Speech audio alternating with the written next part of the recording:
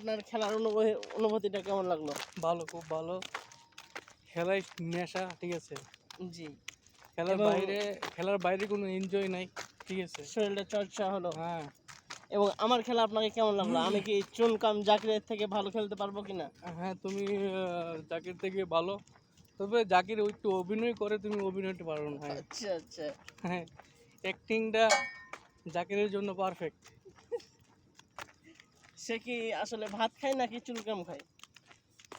চুইংগামটাকে বাদ বানিয়ে খায়। আচ্ছা, আচ্ছা।